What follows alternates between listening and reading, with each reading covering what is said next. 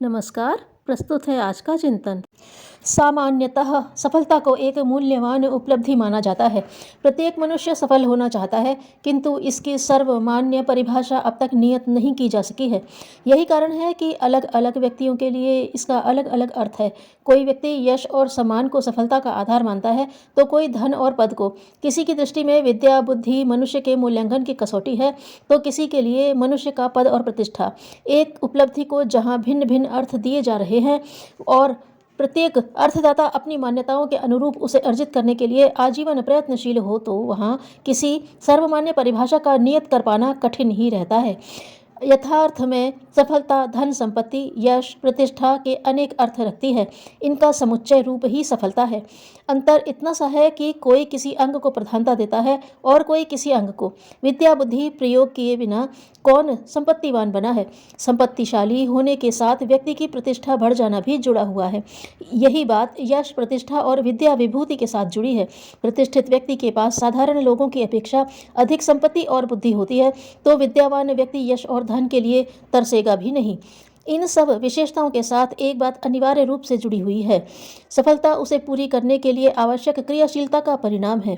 मनुष्य जन्म से असहाय और अकिंचन पैदा होता है और जन्म के साथ ही वह अपनी स्थिति क्षमता और शक्ति की पूर्व अपेक्षा कुछ वृद्धि करने के लिए सचेष्ट होने लगता है। बाल बुद्धि से वयस को चित गंभीरता में पदार्पण करने के लिए व्यक्ति अपनी आकांक्षाओं को भली भांति समझने लगता है और उसी के अनुरूप उन्हें पूरा करने की चेष्टा भी करता है।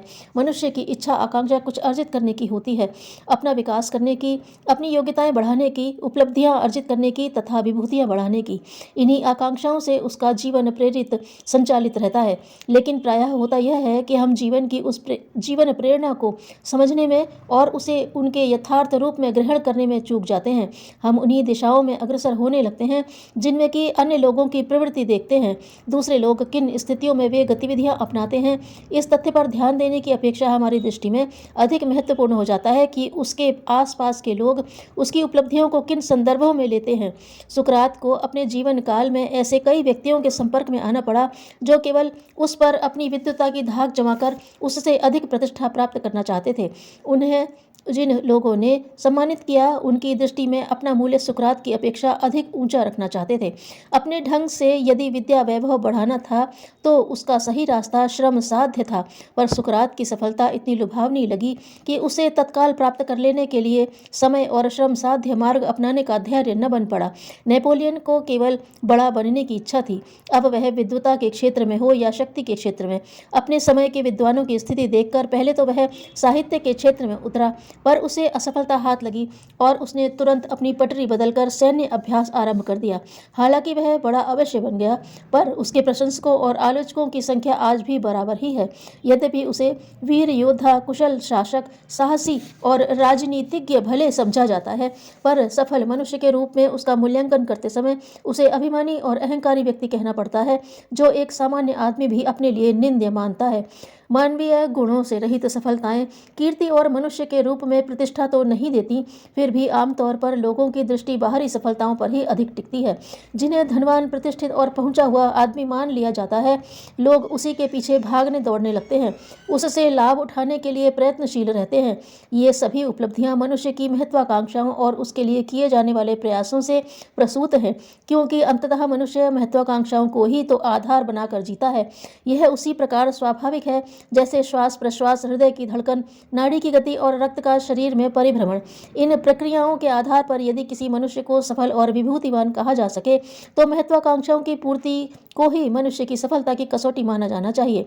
यथार्थ में इस सफलता को जीवन की सार्थकता अथवा मनुष्यता की कसौटी मानना भूल होगी। हृदय का स्पंदन और रक्त का दौरा जीवन के चिन्ह तो हैं, लेकिन सिर्फ इसी कारण किसी व्यक्ति की प्रशंसा तो नहीं की जा सकती। ये प्राकृतिक क्रियाएं यदि बंद हो जाएं, तो व्यक्ति की स्थिति पर शोक अवश्य व्यक्त किया जा सकता है। वैसी दशा आने पर उसकी सहायता भी की जा सकती है, परंतु जब सब कुछ ठीक ठाक चल रहा हो तो उसे सामान्य स्वाभाविक कहना ही उचित है। दिल की धड़कन और रक्त का परिभ्रमण जिस प्रकार स्वाभाविक है, उसी प्रकार स्वाभाविक है व्यक्ति की महत्वाकांक्षाएं और उन्हें पूरा करने का प्रयास। क्योंकि खाने पीने की सुविधाएं और साधन प्रकृति ने प्रारंभ से ही इतने जुटा दिए हैं कि यदि व्यक्ति को निर्वाह से संतोष करना होता तो इतने हाथ पैर मारने की जरूरत नहीं पड़ती। सफलताओं का एक दूसरा पक्ष भी होता है कि व्यक्ति अपने मानवीय गुणों के ऊपर सामाजिक आदर्शों के प्रति कितना निष्ठावान है।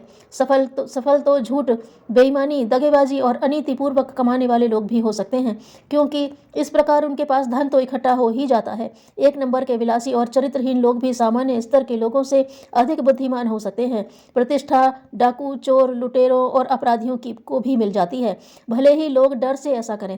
पर प्रश्न यह है कि क्या इन सफलताओं के आधार पर उन्हें सफल मनुष्य के रूप में देखा जाना चाहिए? उत्तर स्पष्ट रूप से नहीं में ही मिलेगा। वस्तुतः बाहरी सफलताओं की अपेक्षा नैतिकता और दृष्टिकोण की उत्कृष्टता के आधार पर ही मनुष्य का मूल्यांकन किया जाना चाहिए। बाहरी सफलताओं की अपेक्षा पर अधिक पुरुषार्थ साध्य है, क्योंकि कमजोर संकल्प के व्यक्ति शीघ्र ही अपने प्रयत्नों की निष्फलता से निराश हो जाते हैं और उन प्रयासों को छोड़ बैठते हैं। प्रगति के पथ पर चलने वाले और संघर्षों तथा कठिनाइयों का सामना करने के लिए मनोबल भी एकमात्र उपाय रह जाता है। अनैतिक, बेईमान तथा भ्रष्ट मार्ग अपनाने वाले व्यक्तियों का मनोबल क्षीण तथा कमजोर ही रहता है। वे कष्ट कठिनाइयों से टकराकर शीघ्र ही पस्त हिम्मत हो जाते हैं।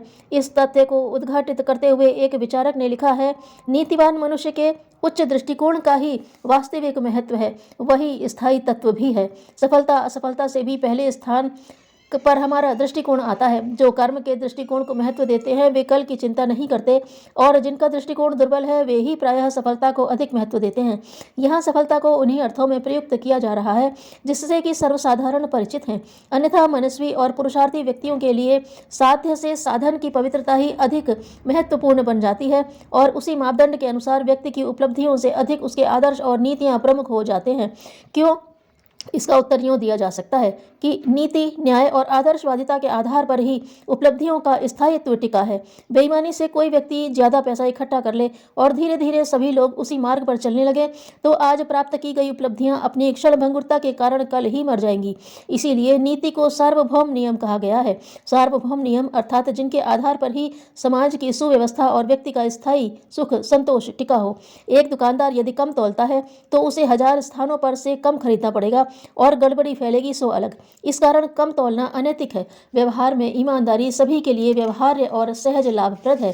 अन्य नैतिक आदर्शों को भी इसी आधार पर खरा और खोटा पाया जा सकता है, और जो इन आदर्शों की ओर चलने का साहस करेगा उसे जीवन के श्रेष्ठ मूल्यों का बोध भी होगा। यथार्थ में सफलता का चरम बिंदु यही है।